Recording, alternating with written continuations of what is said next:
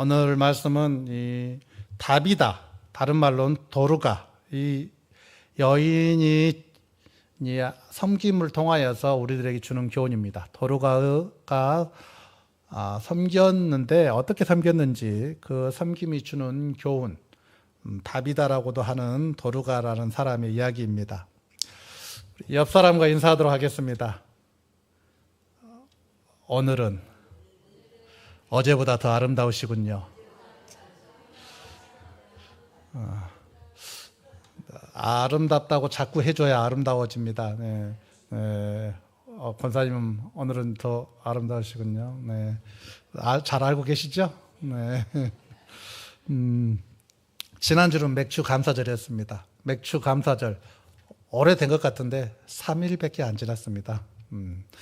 원래 맥주 감사절은 한 해 절반을 인도해 주신 하나님께 감사드리고 앞으로 남은 절반 6개월 동안 하나님께서 더 좋은 것 주실 것을 믿고 기대하는 절기가 맥주 감사 절기입니다. 원래 맥주 감사절의 유래는 우리가 잘 아는 것처럼 출애굽한 이스라엘 백성들이 40년 동안 광야에서 살죠. 광야에서 어떻게 삽니까? 텐트 치고 삽니다. 그럼 텐트를 치고 산다는 것은 농사를 짓지 않았다는 겁니다. 농사를 지을 수 없는 환경이죠. 광야이기도 하고 언제 불기둥, 구름기둥이 옮겨가면 따라 옮겨가야 되기 때문에 거기서 농사를 짓고 있을 수가 없습니다. 그런데 이 사람들이 가나안 땅에 들어가서 처음으로 자기 땅 가지고 자기 집 가지고 자기 밭에서 농사를 지어 처음 열매를 얻어가지고 하나님께 드리는 절기, 이게 맥주 감사절의 유래입니다. 얼마나 큰 감사이겠습니까? 땅을 가져보지 못했던 사람들이, 농사를 지어보지도 않았던 사람들이 땅을 가지고 농사를 지어서 그것의 처음 수확을 하나님께 드린 겁니다. 이게 맥주 감사절의 유래인 거죠. 그래서 그 감사가 대단한 감사인 것입니다. 그런데 이제 맥주 감사절 이제 전반기 반년 동안 감사한 것들이 있으면 감사하시고 또 하나님께서 은혜 주신 것에 대해서 감사해야 합니다. 이렇게 말을 하면 어떤 사람은 그럴 수 없는 사람도 있잖아요. 환경과 상황이 형편이 감사할 수 없는 사람도 있습니다. 학생이라면 내가 열심히 공부했는데 성적이 잘 안 나오는 경우도 있고, 사업하는 사람은 소득이 줄어들 수도 있습니다. 어떤 사람들은 연초에 막 계획을 세우지 않습니까? 이거 하고 이거 해야겠다 하고 계획을 세우는데 생각만큼 일이 잘 안 풀리기도 합니다. 어떤 사람은 건강이 더 악화되고 연약해지는 사람도 있을 수 있습니다. 어떤 사람은 6개월 동안 열심히 기도했는데 기도의 응답이 이루어지지 않는 사람도 있을 수 있습니다. 어떤 사람 또 천재지변을 겪어서 어려움 겪는 사람도 있을 수 있습니다.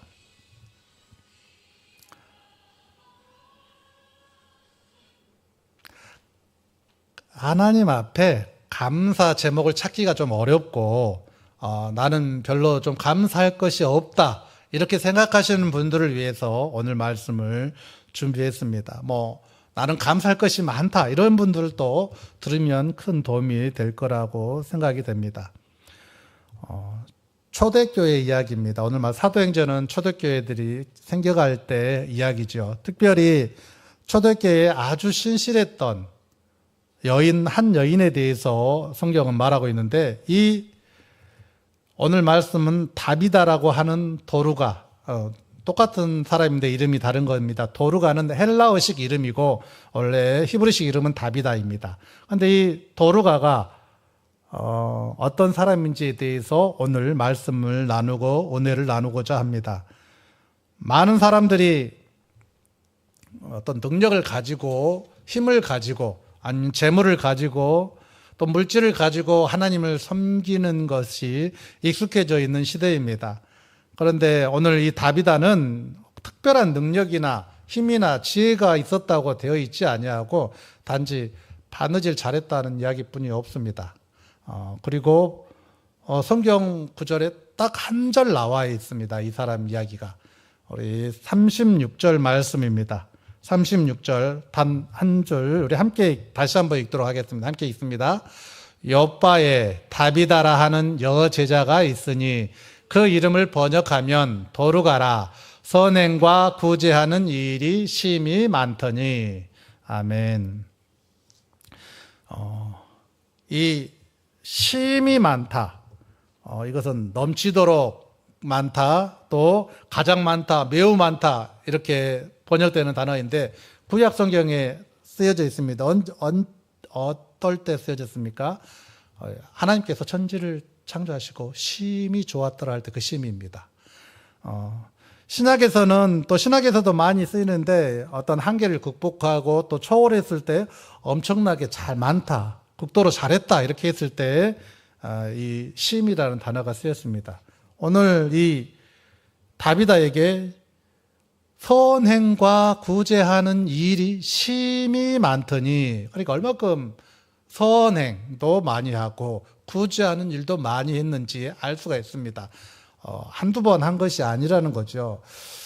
좋은 일도 한두 번은 사람들 눈치 보여서 또 사람들 면 세우려고 한두 번 착한 일을 할 수가 있습니다. 이게 그런데 삶이 되어가지고 자신도 모르는 사이에 자연스럽게 이렇게 선행과 구제하는 일을 하기는 쉽지가 않습니다. 그런데 이 여인이 그런 여인이었다고 말하고 있습니다. 오늘 그 욥바 어디서 많이 들어보셨죠? 이 욥바란 동네에서 일어난 일입니다. 욥바는 이스라엘의 항구 도시입니다. 이 욥바란 도시는 어떤 도시냐면 솔로몬 왕 시대에 성전을 지으려고 레바논에서 백향목을 가져옵니다. 백향목을 가져올 때 이 욥바 항에 레바논에서 배들이 도착해가지고 이 욥바 항에서부터 예루살렘으로 가져갈 수 있는 곳입니다. 그래 예루살렘에서 가장 가까운 항구라고 할 수가 있습니다.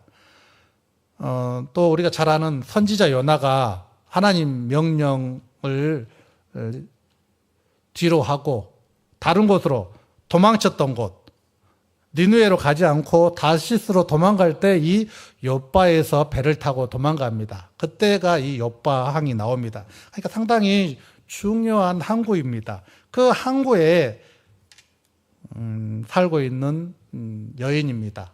그런데 항구 지역의 특징은 무엇이냐면 홀로 되신 분들이 많다. 왜냐하면 거의 뱃사람들이 있지 않습니까? 뱃사람들, 남편들이 바다에 가서 갑자기 풍랑을 만나거나 돌풍을 만나서 남성들이 사망 확률이 높죠. 그래서 어촌에는 또 이렇게 홀로 되신 여인들이 많은 것입니다. 특별히 이 욥바 항도 마찬가지로 이런 홀로 된 여인들이 많았습니다. 그런데 이 다비다가 선행과 구제한 일을 많이 했다고 오늘 말하고 있습니다.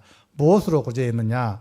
자기가 가지고 있는 이 바늘과 실로 구제를 많이 했다고 하고 있습니다. 왜냐하면 뒤에 보면은 이 다비다가 사람들한테 베풀어 준 것이 바느질한 속옷과 겉옷 이런 것들을 가지고 와서 이 여인이 이제 다비다가 죽거든요. 죽은 여인이 우리들에게 해줬습니다 하고 속옷과 겉옷을 내보이는 것을 보면 이 바늘과 실을 엄청 잘하시는 분이었죠.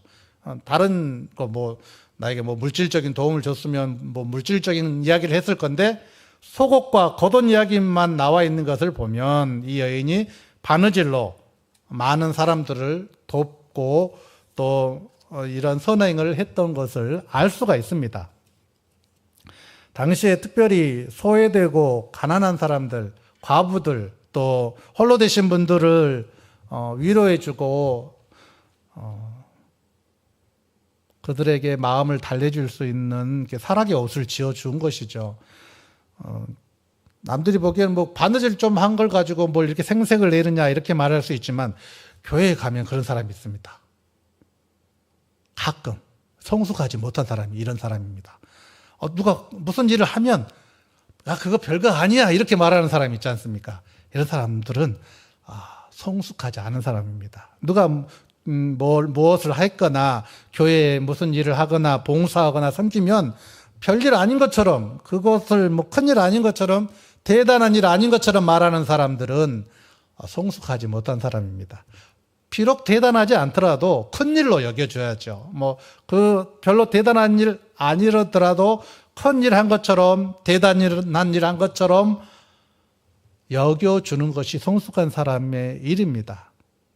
진심으로 대단하다, 잘하셨습니다, 훌륭하십니다, 이렇게 이런 일을 하기 쉽지 않은데 잘하셨습니다, 이렇게 이야기해 주는 사람이 성숙한 사람입니다.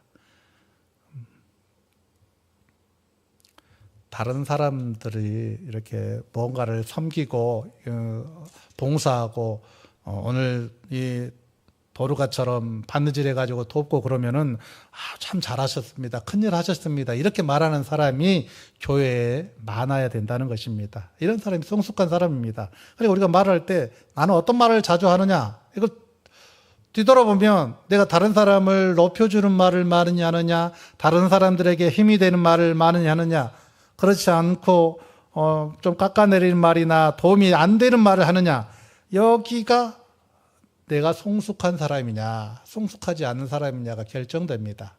그러므로 우리 이 자리에 모인 성도 여러분들은 성숙한 우리 그리스도인들이 되시면 좋겠습니다.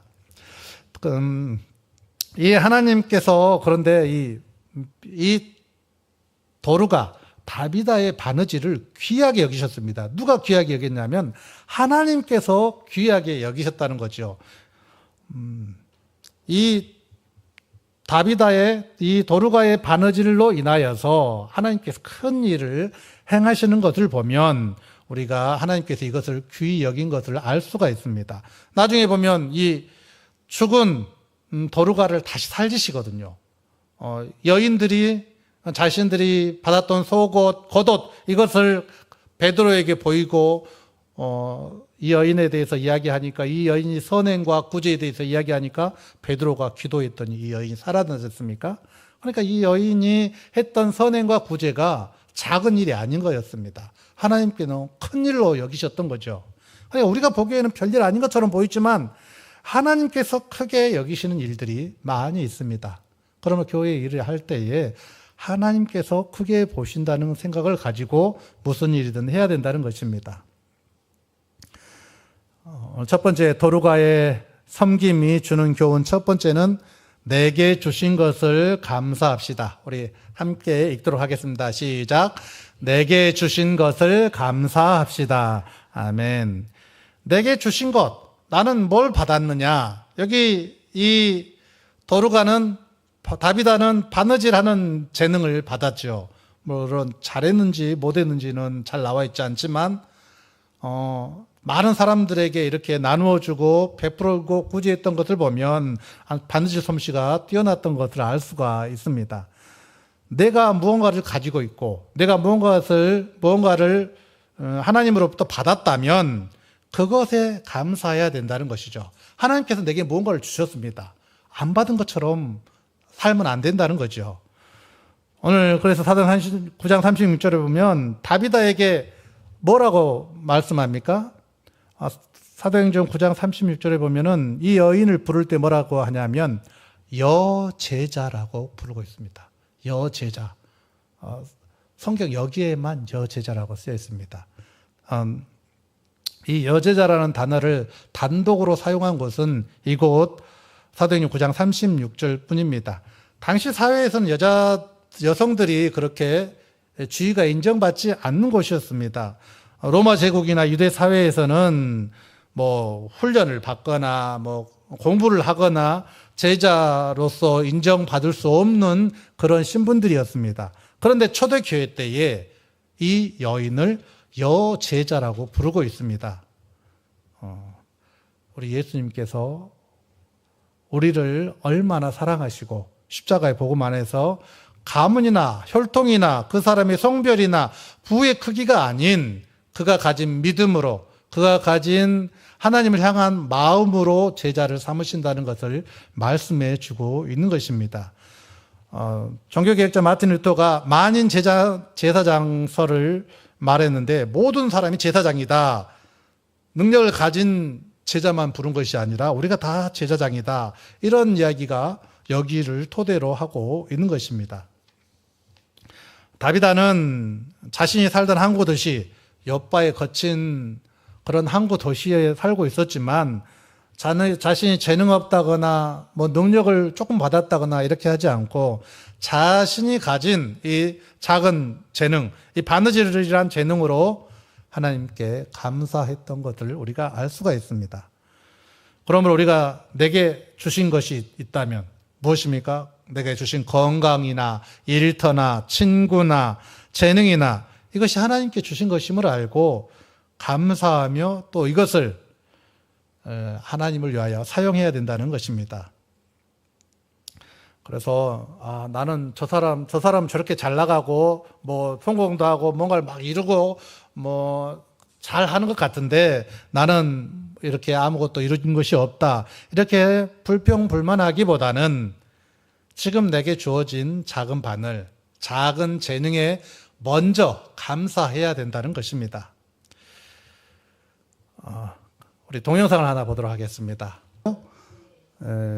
선글라스가 멋져 보이는데 이 사람이 안드레아 보첼리라는 성악가인데 눈이 안 보이는 사람입니다. 그냥 멋져서 선글라스를 낀 것이 아니라 눈이 안 보이는데 세계적인 가수입니다. 이 옆에 있는 아가씨는 우리나라 캐대언 불렀던 이재라는 아가씨고요. 근데 이 안드레아 보첼리라는 이 남자는 어렸을 때 불의의 사고로 눈을 잃었습니다. 그래서 하나도 안 보이는 사람입니다. 그런데 주변에 있던 이 보첼리를 사랑하던 사람들이 신앙의 목소리로 말해 주었다고 합니다. 하나님은 내게 눈을 가져가준 것이 아니라 내 목소리를 통해 수많은 어두운 영혼들을 위로하라는 특별한 소명을 주셨단다. 이렇게 이 이야기를 듣고 이 보첼리라는 사람이 사람들에게 위로의 말, 또 위로의 찬양을 하는 사람이 되었다고 합니다. 위로의 노래를 부르는 사람이 되었다는 것이죠. 원망했던 것을 멈추고 감사하는 일을 시작했더니 지금은 세계적인 가수가 되었다고 합니다. 이 사람이 안드레아 보첼리입니다.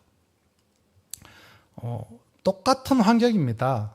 이것이 원망할 수밖에 없는 환경이고 절망하거나 불평할 수밖에 없는 환경이지만 그 환경에서 절망하지 않고 불평하지 않는 것이 신앙인의 모습인 것이죠.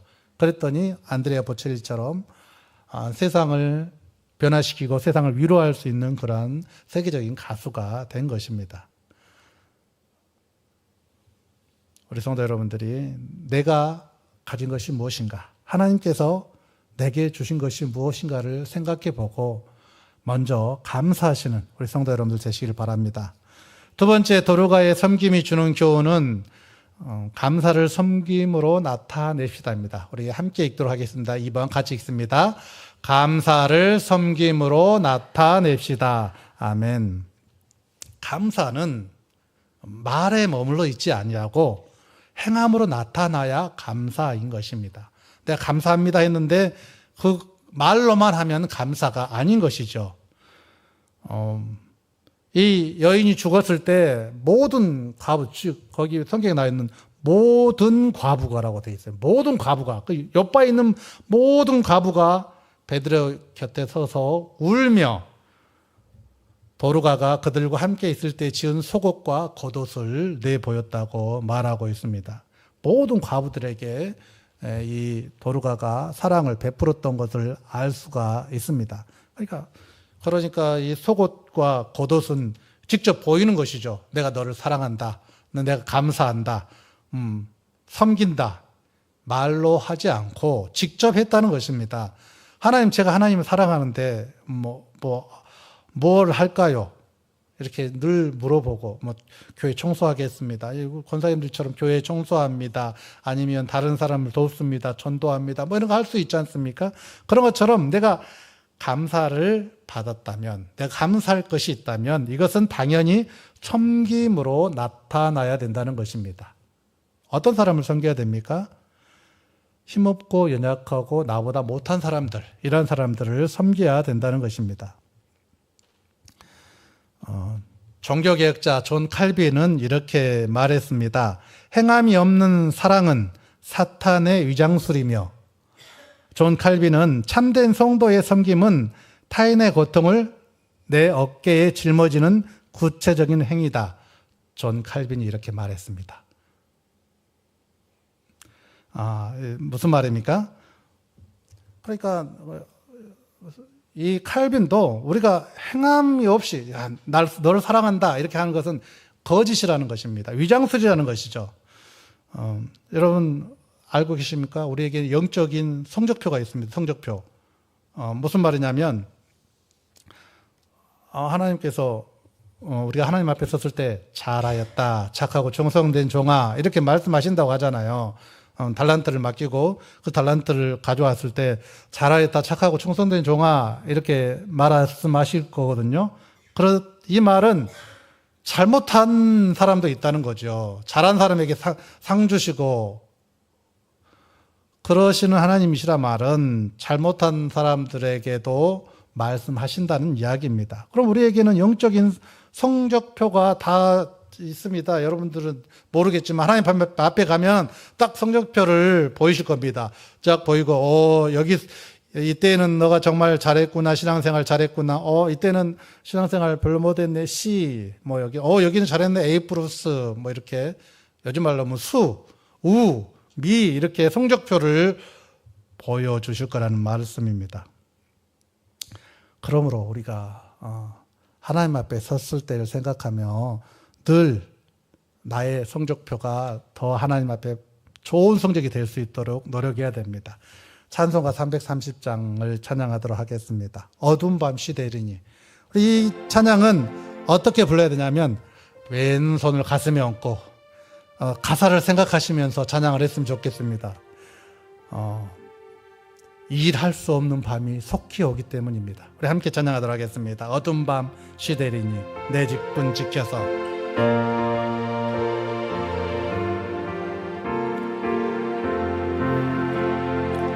어두운 밤 시대리니 내 직분 지켜서 찬잇을 맺힐 때에 일찍 일어나 해 돋는 아침부터 힘써서 일하라. 일할 수 없는 밤이 속히 오리라. 어두운 밤 시대리니 내 직분 지켜서 일할 때 일하면서 놀지 말아라. 낮에는 수고하나 쉴 때도 겠네. 일할 수 없는 밤이 속히 오리. 어두운 밤 시대리니 어두운 밤 시대리니 내 직분 지켜서 진은혜 빗긴 볕에 힘써 일하고 그 빛이 닿여서 어둡게 되어도 할 수만 있는 대로 힘써 일하라. 아멘. 하루하루가 소중하고 하루하루 내게 주어진 시간과 상황이 소중하다는 얘기죠. 일할 수 없는 밤이, 일할 수 없는 때가, 일할 수 없는 건강이, 일할 수 없는 나이가 속히 온다는 이야기입니다. 그러므로 할 수만 있는 대로 힘써 일하라고 이야기하고 있는 것입니다. 하나님께서 내게 무슨 일을 맡기셨습니다. 왕이 내게 어떤 일을 맡겼습니다. 그러면은 이것은 내게 하나님께서 너 이거 다 하고 힘들어서 어려움을 겪어라 이렇게 일을 맡긴 것이 아니고 내게 하나님을 위해 왕을 위해 일할 수 있는 기회를 주신 거죠. 기회를 주신 건데 어떤 사람은 교회 일하는데 나는 교회 일 이거 하고 저것도 하고 얼마나 일을 많이 해가지고 바쁘고 힘들다고 말씀하신 분이 있는데 하나님께서 일을 맡기셨으면 내게 저 사람은 한 가지 일도 안 맡기는데 내게 이렇게 많은 일을 맡겨주시니 얼마나 감사합니까?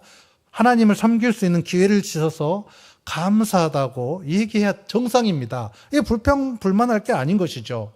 힘들다 어렵다고 얘기할 것이 아니라 내게 이런 하나님의 일을 할 수 있는 기회를 주신 것에 대해서 감사해야 되는 것입니다. 그래서 교회 주일학교도 하고 성가대도 하고 주방봉사도 하고 찬양팀 주차일도 하고 여러 가지 교회 일들이 많이 있지 않습니까? 일을 하라고 하면 바쁘다고 힘들다고 일이 많아서 시간이 안 돼서 건강이 가족이 이렇게 여러 가지 이유를 대지 않습니까? 하나님께서 주신 기회를 버리는 일입니다. 그러므로 우리가 충성할 수 있다면 순종할 수 있다면 순종하는 것이 놀라운 은혜인 것입니다. 우리 기회라는 것은 뒷머리가 없는 대머리라고 그럽니다. 기회는 뒷머리가 없대요. 그러니까 앞에서 올 때 이렇게 잡아야지 지나가면 잡을 수가 없다고 그럽니다. 그러니까 내가 봉사할 수 있고 헌신할 수 있고 충성할 수 있고 열심을 낼 수 있는 기회가 얼마 남지 않았습니다.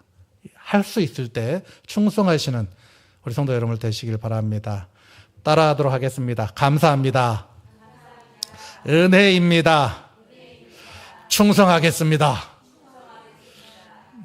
하나님께서 내게 일을 맡기셨다면 이것은 큰 기쁨이요, 우리 가문의 영광이요, 가문의 자랑이 되어야 될 것입니다. 신명기 16장 14절에 보면 맥주 감사절의 말씀이었는데 우리 다시 한번 읽도록 하겠습니다. 신명기 16장 14절입니다. 함께 읽습니다. 절기를 지킬 때에는 너와 내 자녀와 노비와 내 성중에 거주하는 레위인과 객과 고아와 과부가 함께 즐거워하되 라고 되어 있습니다. 이 말은 무슨 말입니까? 내가 뭔가를 받고 감사할 일이 많고 하나님께서 은혜를 주셨다면 이거는 내게 하나님께 특별히 주신 은혜니까 나만 품고 나만 가지고 있지 않고 다른 사람들에게 베풀고 나누고 함께 즐거워하라. 이게 맥주 감사절의 정신이고 믿는 사람들의 정신입니다. 자기만 즐기라고 하나님께서 은혜 주신 게 아니라는 거죠. 나만 따뜻하게 품고 살라고 주신 은혜가 아니라 함께 즐기라고 주신 것입니다. 그래서 이 다비다가, 이 도르가가 다른 사람들을 베풀고 섬기는 일에 열심을 냈던 것입니다. 레위기 19장 9절과 10절에도 이런 말씀이 있습니다. 제가 9절 읽고 여러분들이 10절을 읽도록 하겠습니다. 너희가 너희의 땅에서 곡식을 거둘 때에 너희 밭 모퉁이까지 다 거두지 말고 내 떨어진 이삭도 줍지 말며 내 포도원의 열매를 다 따지 말며 내 포도원에 떨어진 열매도 줍지 말고 가난한 사람과 거류민을 위하여 버려두라. 나는 너희의 하나님 여호와이니라. 아멘. 그러니까 성경은 많은 곳에서 너 잘 먹고 잘 살아라 이렇게 말씀하시지만 그것이 혼자 잘 먹고 잘 살라고 하지 않고 곡식 거둘 때 팥 모퉁이도 좀 남겨놓고 포도원 열매도 좀 따지 말고 깨끗이 잘 따고 다 수확하고 이런 것이 좋은 게 아니라고 말하고 있는 거죠. 가난한 사람과 거류민을 위하여 버려두라.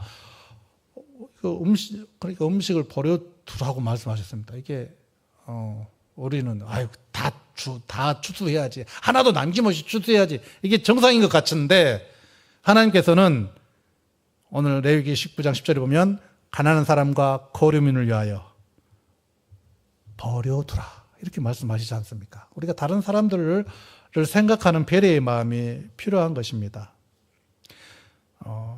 밭에 모퉁이를 남겨두어서 고아와 과부와 객들이 먹을 수 있도록 함께 살아가는 세상임을 말씀하고 있는 것입니다.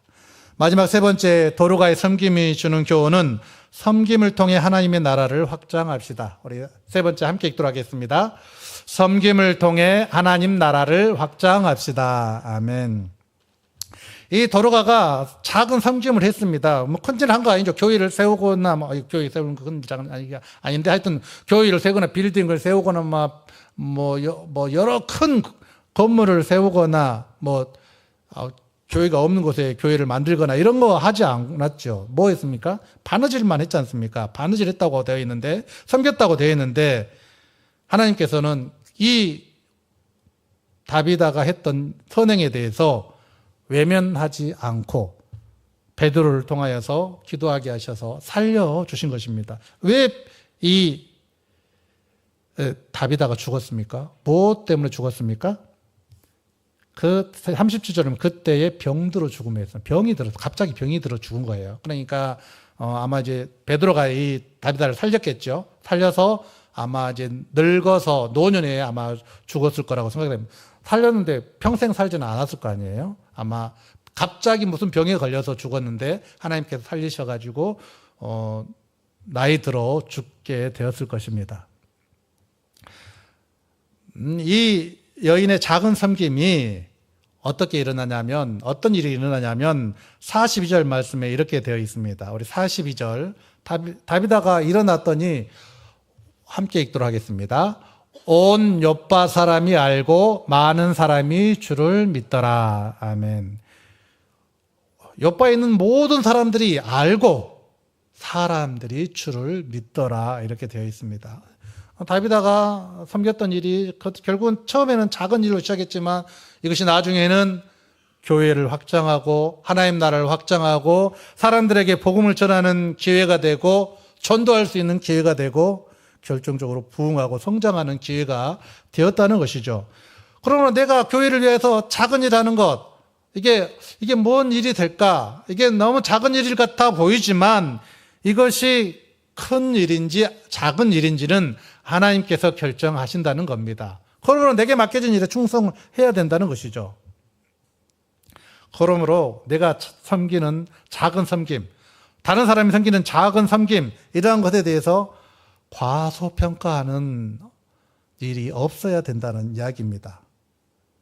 우리가 섬기는 이 작은 섬김이 하나님 나라의 위대한 일을 하는데, 하나님 나라를 확장하는 데 큰 일의 시작이 되는 통로가 될 수 있다는 것입니다.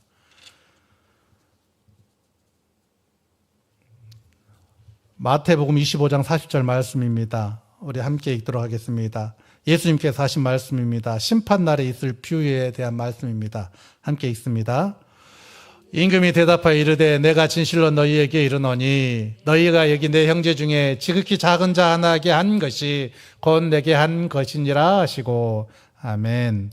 예수님께서 작은 자에게 한 것이 예수님께 한 것이라고 말씀하셨습니다. 그러면 우리가 작은 자, 연약한 자, 부족한 자, 도움이 필요한 자, 그러한 사람들에게 베풀고 사랑을 나눠야 될 것입니다. 우리가 잘 아는 영국의 고아의 아버지 조지 뮬러라는 를 잘 알고 있습니다. 이 사람은 5만 번 응답받는 기도의 응답의 비결 이런 책도 많이 알고 있는데, 이제 나이가 들어 이분이 이제 돌아가시게 되었다고 합니다. 임종을 앞두고 있을 때 한 기자가 찾아와서 물었습니다. 목사님은 이제 평생 동안 많은 사람들의 후원을 받고 수많은 일들을 많이 하셨는데 지금 남은 것이 지금 가진 재산이 아무것도 없는 걸로 알고 있습니다. 집도 없고 땅도 한 평 없는 걸로 알고 있는데 좀 후회되지 않습니까? 이렇게 말했을 때 이 조지 뮬러 목사님이 이렇게 말했다고 합니다. 이 땅에 남겨둔 재산은 내가 죽으면 다 함께 사라지지만 내가 고아와 과부들, 가난한 자들에게 흘려보낸 이 사랑과 빵 한 조각은 천국에서 영원한 상급으로 쌓일 것이다. 이런 얘기를 했다고 합니다. 가장 효과적인 투자를 한 것이다. 이렇게 말했다고 합니다. 이 땅에서 많은 것을 가지고 많은 것을 쌓아도 우리가 죽으면 다 사라질 것입니다. 내 것이 아니잖아요, 죽으면. 우리가 하늘에 쌓는 일을 해야 될 것입니다. 우리가 이제 7월 첫 주 지나고 있습니다. 6개월 남았습니다. 2026도 6개월 남았는데 상반기보다는 더 기도의 응답을 받으시고 원망과 불평 불만을 거두시고 더 하나님께 가까이 나가며 주변 사람들, 특별히 외롭고 지친 이들, 속옷과 겉옷이 필요한 자들에게 아낌없이 베풀 수 있는 우리 성도 여러분들 되시길 바랍니다. 주일학생들 위하여 베푸는 따뜻한 눈빛 하나나 아이스크림, 수박 한 덩이가 크게 다가가는 것입니다. 또 내가 가슴으로 드린 찬양 한 곡이 사람들에게는 큰 은혜로 다가갈 수가 있습니다. 없는 중에도 하나님께 드리는 작은 예물이 큰 은혜가 되기도 하는 것이죠. 낙심하고 위로한 사람에게 건네는 나의 작은 말 한마디가 그들의 생명을, 그들의 인생을 바꾸는 길이 될 수도 있습니다. 우리 주변에 어려운 사람들이 있는 것을 아시고 그런 사람들에게 위로의 말과 섬김의 행동을 베푸시는 주의 자녀 되시길 바랍니다. 도르가의 섬김이 주는 교훈 3가지였습니다. 우리 함께 3가지를 읽고 말씀을 마치도록 하겠습니다. 함께 읽겠습니다. 내게 주신 것을 감사합시다. 감사를 섬김으로 나타냅시다. 섬김을 통해 하나님 나라를 확장합시다. 아멘.